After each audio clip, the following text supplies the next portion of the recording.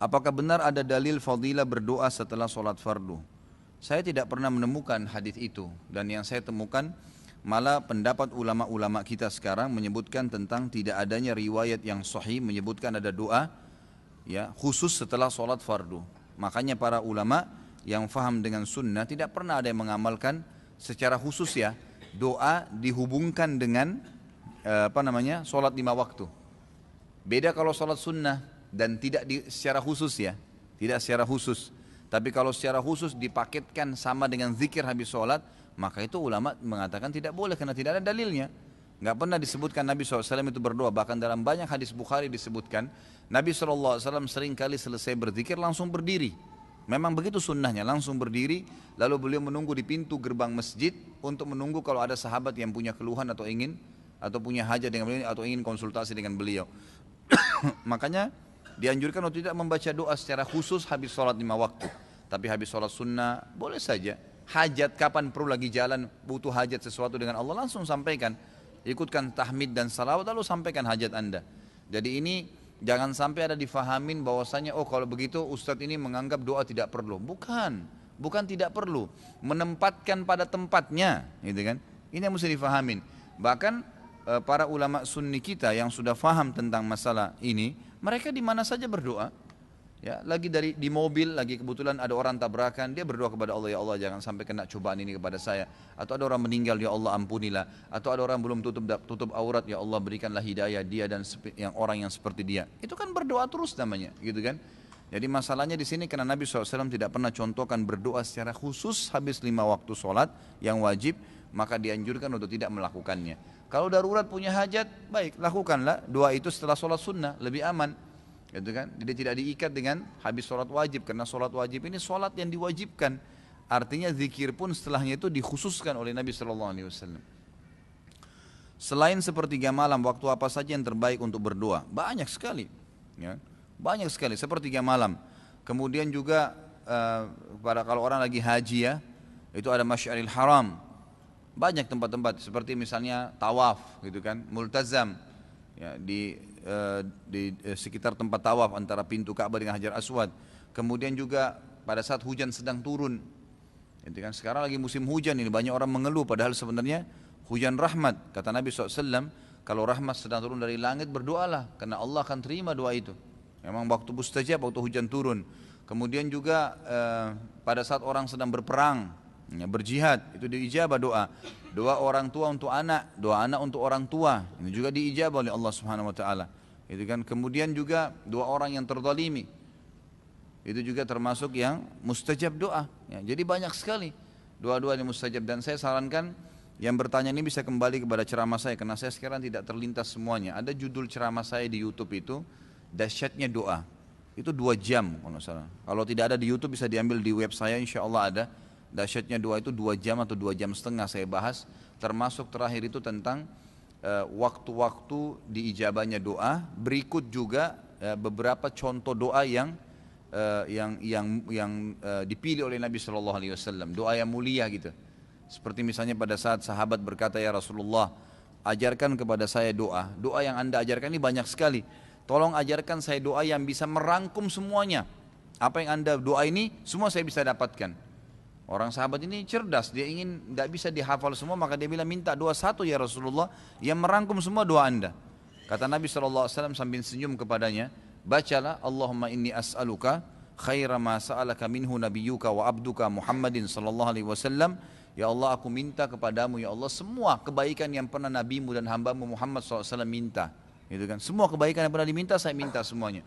Wa a'udzu bika min syarri masta'adzaka minhu nabiyyuka wa abduka Muhammadin sallallahu alaihi wasallam, dan saya menjauhkan diri dari semua keburukan yang pernah nabimu dan hambamu Muhammad minta dijauhkan darinya. Wa antal musta'an, dan hanya kepadamu lah kami meminta pertolongan, wa alaikal balag, dan darimulah jawaban daripada doa itu. Ini diantaranya sudah saya jelaskan dalam ceramah itu, dan ada beberapa doa-doa yang lain. Doa musafir juga termasuk ya. Doa musafir juga mustajab. Doa orang yang sedang sujud, gitu kan?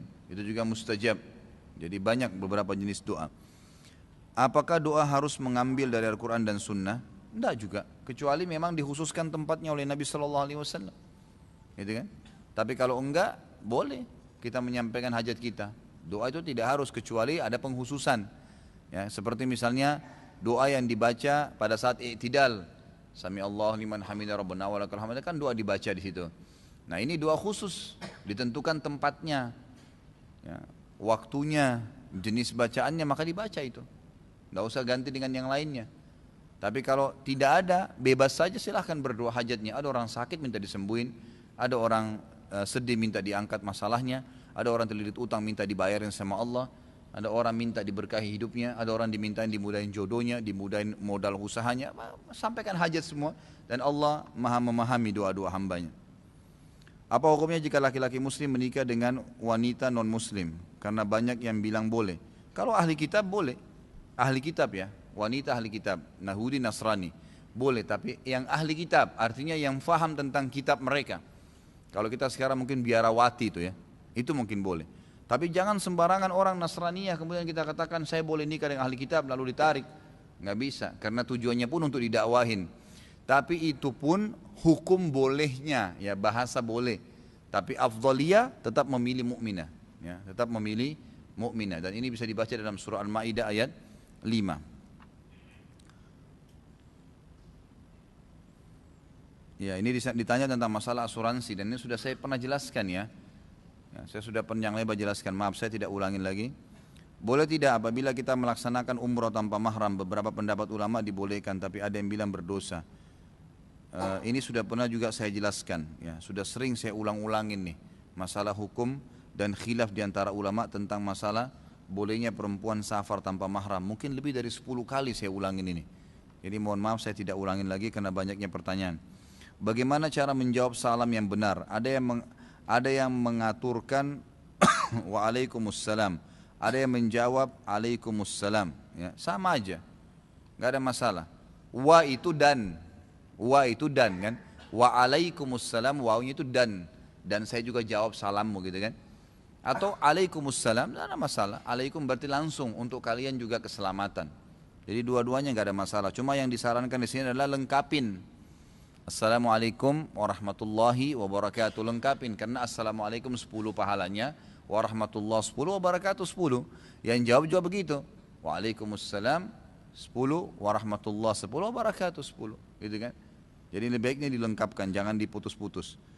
Apakah sah wudu bila tangan dibalut handiplas karena luka? Tapi sebelum dibalut handiplas memiliki handiplas, maksudnya apa nih memiliki wudu? Ya. Baik, kalau memang dia luka dan memang harus dibalut, nggak ada masalah, nggak usah dikenakin air. Hadis Bukhari menjelaskan masalah itu. Di mana ada beberapa orang sahabat pergi berjihad, Sariyah ya, pasukan kecil. Kemudian ada satu sahabat sempat batok kepalanya dihantam oleh musuh, sehingga terbelah, gitu kan, luka besar gitu, terbelah. Maka sahabat ini dipegang oleh sahabat yang lain, masih hidup, subhanallah. Dengan hikmah Allah, pada saat mau tiba di Madinah, mereka istirahat karena sudah malam. Sahabat yang sedang luka kepalanya ini mimpi junub. Waktu dia bangun tengah malam, dia tanya sahabat-sahabat yang lain, ada enggak jalan lain yang pernah kalian dengar dari Nabi SAW? Saya sedang junub nih, kepala saya ini luka, terbelah. Apa yang saya harus lakukan? Apakah saya harus mandi? Kalau saya mandi air masuk, bisa membunuh saya nih. Sahabat-sahabat yang ada di situ mengatakan, kami enggak pernah tahu ada cara lain, yang kami tahu kamu harus mandi, gitu kan? Karena semua sepakat begitu, beberapa orang waktu itu. Maka sahabat ini ambil air, nyiram, masuk air di otaknya, mati. Terdengarlah berita itu kepada Nabi SAW. Lalu Nabi SAW marah dengan sahabat-sahabat yang memberikan fatwa itu, mengatakan, kataluhu katalahumullah. Kenapa kalian membunuhnya? Kalian bisa dibunuh juga oleh Allah, gitu kan? Semestinya kalian cukup mengatakan kepadanya membasuh anggota tubuh yang boleh kena air, gitu kan? Artinya kalau memang luka dan harus tidak kena air, ya sudah di sekitarnya saja, gitu kan? Udah selesai, begitu aja. Nggak perlu harus dikenain di tempat lukanya. Ya, itu seperti itulah gambarnya. Apakah ada syarat tertentu mengepel lantai? Pernah ada yang bilang kalau kain pel harus menggunakan air yang mengalir. Lalu bagaimana jika air yang dipakai di dalam ember karena ingin memberikan pewangi lantai? Apakah boleh? nggak ada masalah, nggak ada masalah. Kecuali air itu air najis, gitu kan? Nggak ada masalah. Ini kadang-kadang orang berlebihan. Gitu. Kalau memang itu air kencing, air kotor itu nggak boleh, gitu kan? Mungkin akan menyebarkan najis di rumah kita. Kalau nggak ada masalah. Kapan saya umroh lagi ditanya? Insya Allah tanggal 19 Maret kalau nggak ada halangan, insya Allah. Apakah ketika kita wudhu di kamar mandi yang ada toiletnya, pintu kamar mandi harus dibuka? Karena ada yang mengatakan harus dibuka pintu kamar mandi jika wudhu di kamar mandi. Kemudian ucapan bismillah ketika wudhu di kamar mandi yang ada toilet, apakah tetap dilafadzkan atau tutup? Ini siapa yang bilang ini? Ya. Ini orang terlalu berlebihan ya, menurut saya, Allah alam. Bagaimana caranya orang kalau wudhu di kamar mandi harus buka pintu? Jadi kalau seandainya dia belum pakai baju, harus buka pintu? Enggak harus gitu kan. Enggak ada hubungannya sama sekali. Dan sudah pernah saya titik beratkan, bolehnya seseorang muslim berwudu sementara dia tidak pakai pakaian. Di kamar mandi boleh, yang tidak boleh di kloset berzikir kepada Allah, tempat WC-nya ya. Jadi kalau ada kamar mandi digabungkan antara WC, a'azzakumullah, semoga itu artinya semoga Allah muliakan Anda ya. Selalu orang-orang dianjurkan oleh para ulama kalau kita menyebutkan tempat-tempat kotor seperti WC, kita mengatakan a'azzakumullah. Semoga Allah memuliakan yang mendengarkan cerita itu ya. Semoga Allah memuliakan Anda. Makanya saya ucapkan kalimat itu. Jadi kalau ada WC azzakumullah digabung dengan wastafel, digabung dengan bataf tempat mandi, ada showernya, maka di WC-nya saja yang tidak boleh menyebutkan nama Allah. Tapi kalau di wastafel mau wudu boleh baca bismillah. Di shower mau wudu baca bismillah, ya kan gitu. Tiba-tiba kita dengar salam, kita boleh mengatakan waalaikumsalam, tidak ada masalah. Dan ini pernah saya tanyakan sendiri kepada salah satu ulama kita sekarang yang masih hidup, semoga Allah menjaga beliau, Syekh Saleh Suhaimi. Itu kan beliau pernah datang ke Jakarta dan saya yang kebetulan sambut beliau, dan di hotel pada saat beliau menikah dengan salah satu murid saya dari Buton ya, dari Sulawesi sana. Kemudian waktu baru menikah sebelum dibawa ke Saudi, dibawa ke Madinah. Sekarang mungkin ini cerita sudah 9 tahun, 10 tahun yang lalu ya, pada saat awal beliau menikah dengan salah satu akhwat kita itu dan dibawa ke Madinah. Pas saya masuk ke ruangan beliau di kamar di Jakarta sini, sempat ukhti ini ya, yang memang kebetulan itu salah satu murid saya, dia berkata dari belakang hijab, Ustaz tolong sampaikan ke Syekh, karena dia belum paham bahasa Arab, sampaikan ke Syekh, saya lihat Syekh ini kalau masuk di kamar mandi, beliau mengatakan bismillah pada saat wudhu di wastafel. Bolehkah itu hukumnya secara syar'i? Saya terjemahkan, Syekh istri Anda bertanya begini, kata Syekhnya itu boleh saja. Karena memang larangan berzikir adalah di WC, bukan di kamar mandi. Kamar mandi umumnya dibolehkan. Termasuk bolehnya antum membaca doa a'udzubillahi minal khubuthi wal khaba'is setelah lewati pintu kamar mandi, enggak ada masalah. Gitu kan? Tidak ada masalah itu. Yang penting jangan di tempat yang dilarang tadi.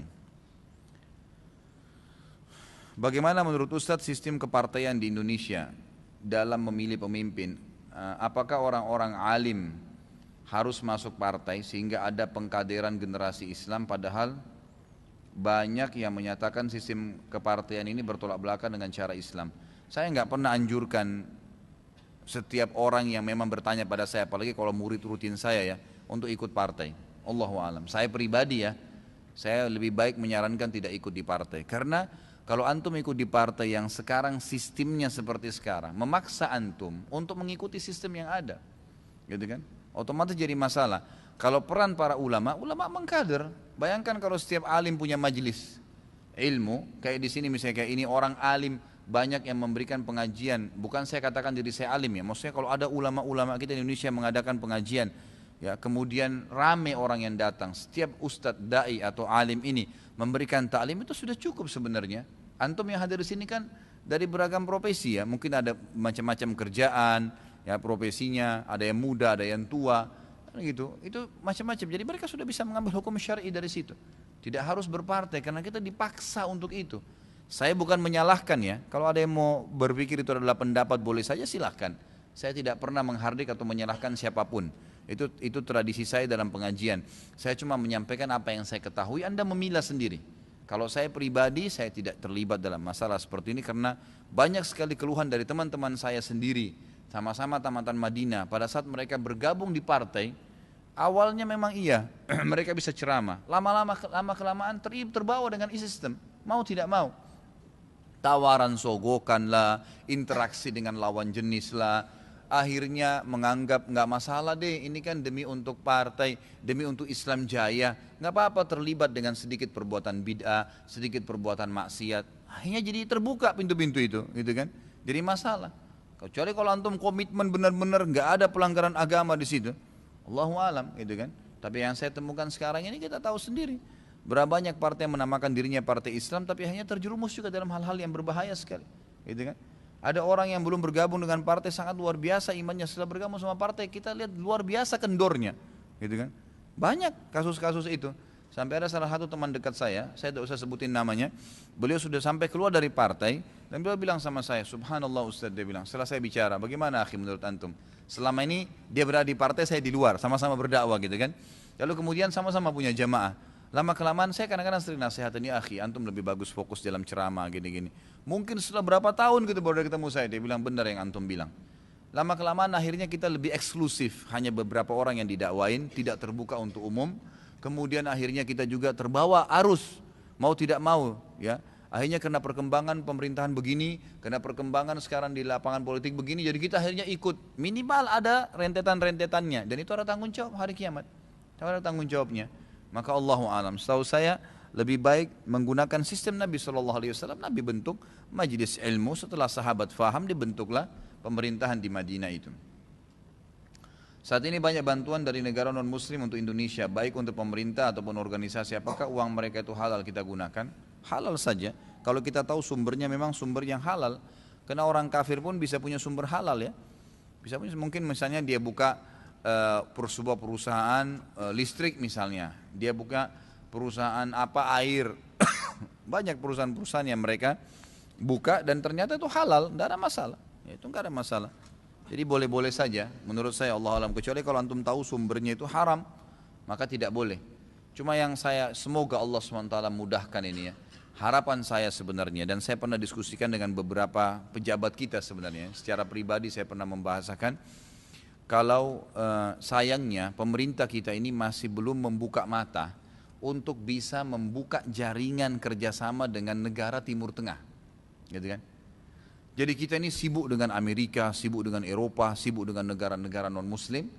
Padahal sebenarnya negara-negara non-Muslim ini sibuk membangun partner bisnis dengan negara-negara Timur Tengah, negara Islam. Jadi modal mereka dari negara Islam mereka pinjamkan ke orang Islam, gitu kan? Kenapa nggak langsung nih? Mestinya kan begitu. Kita lupain ada Qatar, ada Saudi, ada Emirat, banyak negara-negara Islam yang memang mereka itu menjadi sumber-sumber dananya Amerika, sumber dananya Eropa, banyak sekali dana-dana mereka memang yang tertampung. Sampai kan kemarin itu ada keluhan beberapa pengusaha dari Saudi yang memang memiliki saham yang sangat besar di beberapa perusahaan di Amerika. Mereka bilang bagaimana nih sekarang uang bunganya? Kami buka rekening terpaksa di bank-bank di Amerika dan kami tidak pernah sentuh bunganya. Ditanya sama salah seorang syekh, bagaimana hukumnya syekh? Kalau kita nggak ambil, diambil oleh mereka karena jumlahnya bukan sedikit. Kalau sudah tabungannya 10 juta dolar, ya kan, sudah besar. Itu kecil 10 juta dolar itu, mungkin lebih besar daripada itu. Bisa sampai ratusan miliar rupiah, gitu kan. Bunganya sudah berapa itu akan didapatkan? Maka keluarlah fatwa sebagian ulama di Mesir, di Al-Azhar mengatakan kalau begitu kalian boleh ambil tapi tidak untuk kepentingan pribadi. Dikeluarkan untuk maslahat umum, membangun jalanan, buat jembatan gitu kan, fasilitas umum yang kira-kira memang itu untuk umum saja. Ya itu jadi itu masih daripada diambil orang Yahudi dipakai untuk belikan senjata dan segalanya. Itu karena banyaknya dana mereka gitu kan. Dan ini coba telusurin deh teman-teman yang tahu mungkin berpikir untuk mengetahui itu. Saya sampai bicara dengan beberapa teman-teman di Timur Tengah, saya bicara dengan teman-teman Indonesia, mereka tahu sebenarnya itu bahwasanya sumber yang masuk Indonesia ini adalah uang-uang dari negara non-muslim, dan non-muslim ini negaranya fokus ke pusat-pusat negara Islam di Timur Tengah. Kenapa Indonesia nggak buka link ke Timur Tengah saja, gitu kan? Sangat luar biasa. Sampai saya pernah dengarkan sendiri statement dengan salah satu pejabat kita di Indonesia yang memang fanatik dengan Islam, dan juga dari beberapa teman di Saudi, kalau seandainya Indonesia ini membuka link kepada pedagang-pedagang di Timur Tengah dan mereka berhasil menariknya ke sini, gitu kan? 1-2 orang saja itu mungkin diantara mereka sudah cukup membayar utang Indonesia, karena kaya luar biasa gitu.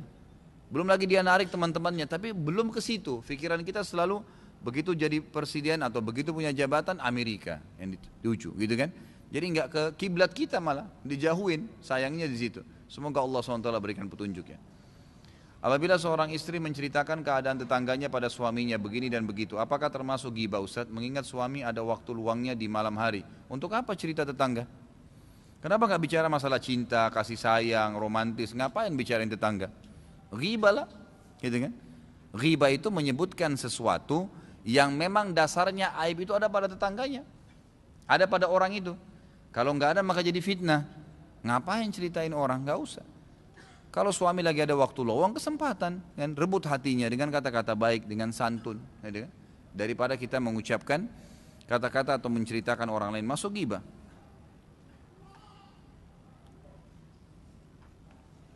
Apa ini? Tidak boleh khilafah itu diwariskan. Bagaimana tentang khilafah Muawiyah dan Abu Sufyan? Saya tidak pernah menemukan ada larangan ya untuk memberikan apa namanya kekuasaan pada anak. Belum pernah saya temukan itu.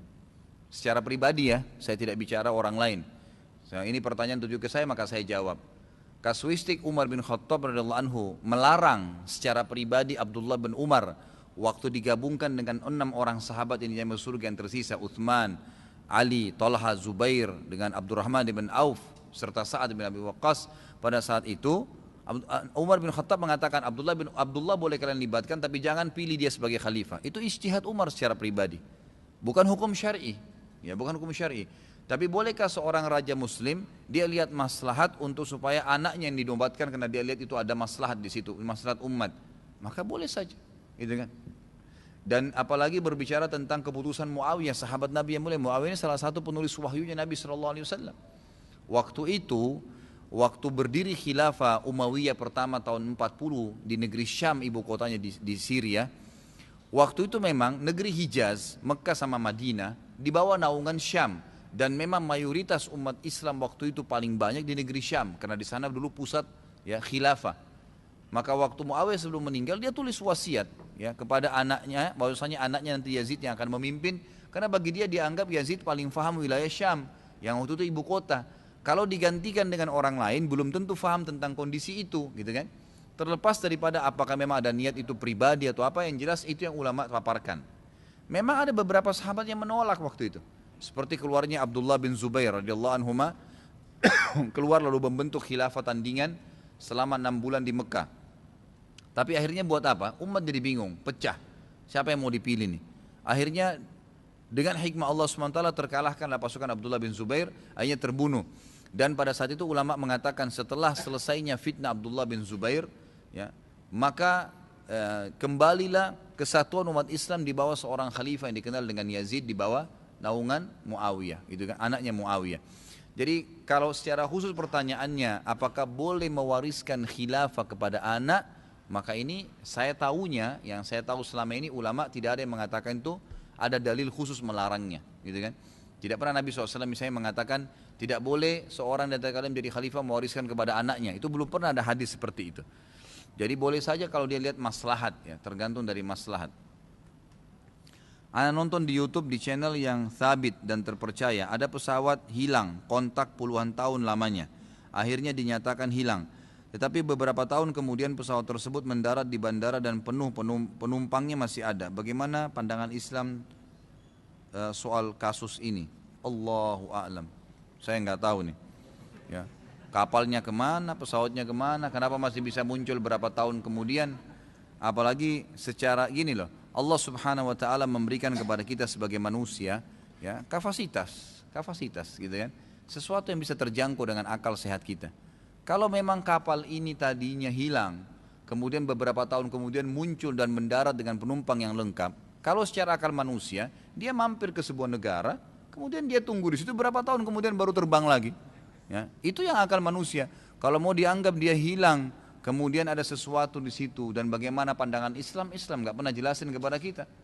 Ya, tidak pernah ada ceritanya sahabat itu hilang, kemudian beberapa tahun lagi kemudian muncul, gitu kan? Ya, kalau memang artinya muncul dengan sesuatu yang seperti ini kasusnya ya, pesawat hilang, artinya seperti apa ya? Sudah jelas mati lah, hilang, nggak ada beritanya, nggak ditahu jejaknya, gitu kan? Maka itu sesuatu yang tanda tanya, Allahu alam. Dan saya tidak bisa memberikan tanggapan apa-apa, apalagi mengatasnamakan Islam ini. Saya saja pribadi nggak ngerti, apalagi berhubungan dengan penjelasan agama. Kenapa budak Habsyi yang dicontohkan Nabi? Bagaimana ciri dan gambaran budak Habsyi itu? Habasya, Habasya itu nama lainnya Ethiopia. Ya, Ethiopia, negeri Ethiopia sekarang di Afrika. Jadi di zaman Nabi SAW yang paling terkenal budak itu dari Ethiopia. Umumnya budak itu dari Ethiopia, gitu kan? Yang diperjualbelikan, yang banyak datang membantu orang, memang orang Ethiopia. Maka Nabi SAW memberikan contoh dari budak Ethiopia pada saat itu. Taatilah pemimpin kalian, ya, dalam keadaan kalian senang atau tidak, walaupun yang memimpin kalian adalah budak berkulit hitam dari Ethiopia. Karena pada saat itu memang budak yang diperjualbelikan banyaknya dari Ethiopia, gitu kan? Sementara budak biasanya kayak dianggap orang golongan nomor 2. Nah, di sini Nabi SAW menitikberatkan, memberikan contoh, ya, bahwasanya budak dari Ethiopia saja kalau datang, yang kalian selama ini perjualbelikan, dia jadi pemimpin, wajib kalian patuhi. Apakah tetap harus taat pada pemimpin yang mana dia tidak melakukan sholat dan tidak menegakkan syariat Islam? Jawabannya iya, tetap wajib patuh selama dia tidak melarang anda sholat. Itu hadisnya. Dan saya sarankan penanya ini bisa nonton, itu juga sama, 2 jam lebih ya.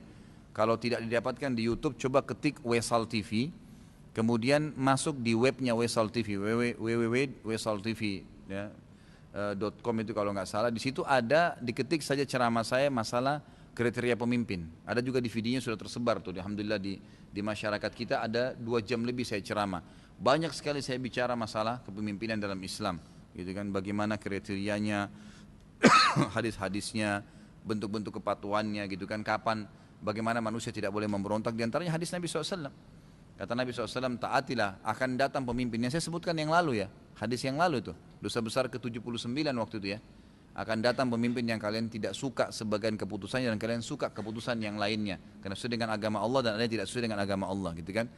Maka siapa yang memungkirinya, tidak senang dengan hatinya keputusan itu karena melanggar hukum Allah, dia telah selamat dari hisab.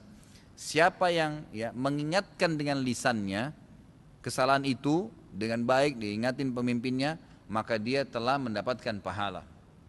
Dan azab Allah, hukuman Allah akan datang kepada seseorang yang mendukung keputusan salah itu. Lalu para sahabat berkata, ya Rasulullah, bolehkah kami memberontak? Kata Nabi SAW, tidak boleh selama, ada 2 riwayat nih. Yang pertama mengatakan dia mendirikan sholat, yang kedua riwayat mengatakan selama dia tidak melarang kalian sholat. Patuhi saja, gitu kan. Ustaz, Anda sekarang sedang proses ta'aruf dengan seorang akhwat. Beberapa waktu yang lalu Anda berkunjung ke rumah orang tuanya untuk berkenalan. Pada saat Anda berbincang dengan kakaknya, beliau sempat menyampaikan bahwa di keluarganya masih menjalankan proses ritual, diantaranya syukuran kampung, syukuran air, dan beberapa ritual lainnya yang mengandung kesyirikan. Karena hal tersebut Anda menjadi ragu apakah melanjutkan atau tidak. Karena Anda khawatir akan mengganggu akidah Anda dan keluarga jika jadi menikah, karena anak baru mengenal dan masih belajar sunnah. Begitu juga akhwat masih belajar. Mohon sarannya Ustaz, apakah anak terus lanjutkan untuk mencari informasi atau bagaimana, serta mohon doanya agar anak diberikan petunjuk oleh Allah untuk dapat menikah dengan akhwat yang terbaik. Jazakallah khair. Ya, pertama saya doain mudah-mudahan Allah SWT mudahkan buat anda jodoh yang terbaik, dan juga yang masih bujang-bujang, yang masih sengaja nunda-nunda nikah, ya, cepat-cepat nikah, karena nanti kalau Dajjal keluar anda sudah susah menikah, gitu kan. Ya, jadi cepat-cepat menikah, ngapain tunda-tunda, ya. Dan menikahlah dengan orang yang sepadan, sebagaimana sabda Nabi SAW, wa ankihul akfa aminkum, nikah dengan orang yang sepadan dengan kalian. Kalau kita pekerjaannya masih sederhana, gajinya masih 1,5 juta, motornya juga masih nyicil, nggak apa-apa, cari akhwat yang bisa faham itu, ya. Jangan cari akhwat yang kosmetikanya seharga cicilan motor, nah itu akan susah nanti. Nikahlah dengan orang yang sepadan, gitu kan. Begitu juga dengan akhwat kita. Jangan terlalu tinggi ya angan-angannya. Artinya Nabi SAW memberikan kata kunci, kalau mau ingin cepat, gitu kan, maka mudahkanlah urusan itu. Nikahlah dengan orang yang sepadan. Insya Allah sepadan itu bisa, gitu kan. Orang yang bisa selevel dengan kita, artinya sefaham, gitu kan, dan seterusnya. Kalau akhwat ini memang faham sunnah, ya, jangan ditambah lagi akhi. Ini aja belum dibaca nih. Baik, insya Allah mudah-mudahan dengan banyaknya kertas ini, pertanyaan yang antum tulis sudah masuk di sini. Ya. Jadi kalau ini apa tadi saya ngomong nih? Hah? Kalau masalah nikah ingat ya. Sepadan. Baik, kalau akhwat tadi sudah faham sunnah dan anda juga sudah faham sunnah, antum sudah faham sunnah, maka bahasakan baik-baik dengan akhwat itu, kemudian adakan pendekatan kepada keluarganya, berikan penjelasan, karena mereka mad'u, mereka belum faham tentunya gitu kan. Jangan dengan begitu langsung mundur, tidak, coba jelasin, diskusikan baik-baik, tapi menurut saya pernah belajar agama begini, konsultasikan sama ustadz, tanya siapa yang faham, mungkin ada buku rujukan, dikasih buku rujukan, kan banyak itu, seperti pernah saya bawain buku judulnya Mahkota Pengantin misalnya. Coba dikasih di stabilo beberapa poin di situ berhubungan dengan masalah agenda-agenda acara perkawinan. Atau Anda datangkan ada DVD saya itu manajemen rumah tangga Islami, itu juga ada menjelaskan banyak panjang lebar tablik akbar di Malang waktu itu, dan saya jelaskan bagaimana acara-acara ritual secara syar'i gitu kan. Yang penting kita cari berkahnya, bahasakanlah baik-baik, anggap mereka sebagai mad'u, lalu doakan mereka. Insya Allah Allah bukain hatinya, mudah-mudahan gitu kan. Saran saya begitu, jangan dulu mundur. Kecuali Anda sudah ikhtiar, sudah berusaha, kemudian memang tidak ada titik temunya, memang tetap ngotot kalau nikah harus begini. Ini ukhtinya harus buka jilbab, nanti kamu harus dimandikan kembang 7 warna atau apa saja, yang jangan, kan? Nggak usah. Mohon maaf saya nggak bisa, dan insya Allah ikhtiar dengan orang lain, ukhtinya juga mudah-mudahan dimudahkan jodohnya dengan orang lain.